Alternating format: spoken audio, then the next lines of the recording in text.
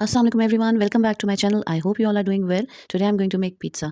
हर किसी के घर में या बच्चे हों या बड़े हों, पिज़्ज़ा बहुत शौक से खाते हैं। और जब भी कुछ ऑर्डर करने का वक्त आता है या बनाने का होता है तो सबसे पूछा जाए कि क्या खाना है, तो बच्चे तो सबसे पहले कहते हैं पिज़्ज़ा ऑर्डर करें। अब पिज़्ज़ा बनाने के लिए सबसे पहले मैं डो प्रिपेयर करूँगी। काफ़ी लोग जो हैं वो डो रेडीमेड भी लेते हैं, बट आई प्रेफर कि मैं घर में खुद बनाऊँ। बचपन में जब अम्मी डो को बनाती थी तो अम्मी हमेशा मैदे के अंदर ही यीस्ट को, नमक को, चीनी को डाल के और गूंद लेती थी, मगर मैं हमेशा यीस्ट को पहले अलग से एक्टिव करती हूँ। मैं यीस्ट को किस तरीके से एक्टिव करती हूँ, हाफ कप वाटर ले लेती हूँ, इतना वाटर लूक वार्म वाटर कि मैं उंगली डालूँ और इतना गर्म हो कि मेरी उंगली बर्दाश्त कर सके। उसके अंदर 1 चम्मच चीनी डालती हूँ और यीस्ट का 1 साशे डाल देती हूँ और 10 मिनट्स के अंदर आपकी यीस्ट एक्टिव हो जाती है। और साइड पे मैं लेती हूँ 6 कप्स ऑफ फ्लावर, 6 कप मैदे के लेके उनमें 1 चम्मच नमक डालती हूँ, 2 चम्मच ऑयल डालती हूँ। उसके अंदर जब यीस्ट एक्टिव हो जाता है तो फिर मैं उसको शिफ्ट कर देती हूँ उसमें और उसको अच्छी तरह गूँध लेती हूँ।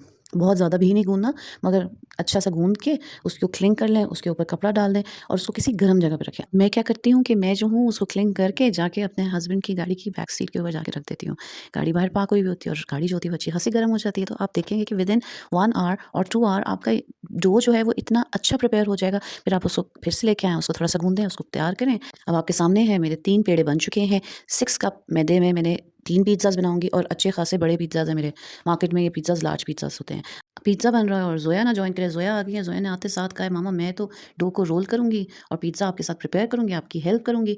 अब मैंने जल्दी-जल्दी अपने पिज़्ज़ा ट्रे को ग्रीस कर दिया, उसके बाद अपने डो को उसके अंदर शिफ्ट कर दिया। मैंने उसको रिक्वेस्ट की कि ज़ोया छोटे-छोटे प्रिक कर लें आप प्लीज़, पिज़्ज़ा जब आप डो को शिफ्ट करें अपने ट्रे में तो प्रिक ज़रूर किया करें, इससे आपका जो डो है वो प्रॉपर्ली प्रिपेयर होता है, हीट जो है वो पूरी तरह डिस्ट्रीब्यूट होती है, ज़्यादा फूलता नहीं है। अब मैं पिज़्ज़ा सॉस लगा रही हूँ, मैं रेडीमेड पिज़्ज़ा सॉस यूज़ कर रही हूँ। बहुत ज़्यादा पिज़्ज़ा सॉस लगाने की ज़रूरत नहीं है क्योंकि पिज़्ज़ा सॉस में सॉल्ट होता है। सो अब डो में भी सॉल्ट डला हुआ है, पिज़्ज़ा सॉस में भी सॉल्ट होता है, टॉपिंग में भी सॉल्ट होता है, चीज़ भी सॉल्टी होती है, तो फिर बहुत ज़्यादा सॉल्ट ना हो जाए, सो इसलिए थोड़ा-सा सोच समझ के आप लोग ऐड कीजिएगा। अब ज़ोया ने टॉपिंग प्रिपेयर करना शुरू कर दी है। सबसे पहले पिज़्ज़ा की हमने टॉपिंग बनाई है पेपरोनी, पेपरोनीज़ लगा दी हैं हमने, उसके बाद हमने उसके ऊपर थोड़ा-सा चिली फ्लेक्स डाले हैं, सॉल्ट डाला है, थोड़ा-सा गार्लिक पाउडर डस्ट कर दिया है, थोड़ी-सी मिक्स हर्ब्स डस्ट किए हैं। उसके बाद इसको आप देख सकते हैं चीज़ डाल दी है हमने और दूसरा पिज़्ज़ा प्रिपेयर कर रहे हैं। इस पिज़्ज़ा के अंदर हम सॉसेजेस ऐड करेंगे। सॉसेजेस अब ज़ोया ने लगाना शुरू कर दिया, मैंने कटिंग करके रखे हैं। हाँ, मैंने केनन्स के सॉसेजेस यूज़ किए थे, जो पेपरोनी यूज़ की थी वो भी हमने केनन्स की यूज़ की थी और जो चीज़ मैं यूज़ करती हूँ मैं वो एडम्स की पिज़्ज़ा चीज़ यूज़ करती हूँ। अब मेक श्योर करें कि अगर आप मेरे जैसा पिज़्ज़ा बनाना चाहते हैं तो जो-जो मैं इंग्रीडिएंट्स यूज़ करती हूँ आप ज़रा उनको ही फॉलो करें, तो आप देखेंगे कि आपके जो पिज़्ज़ा है वो बहुत ही मज़े का बनेगा।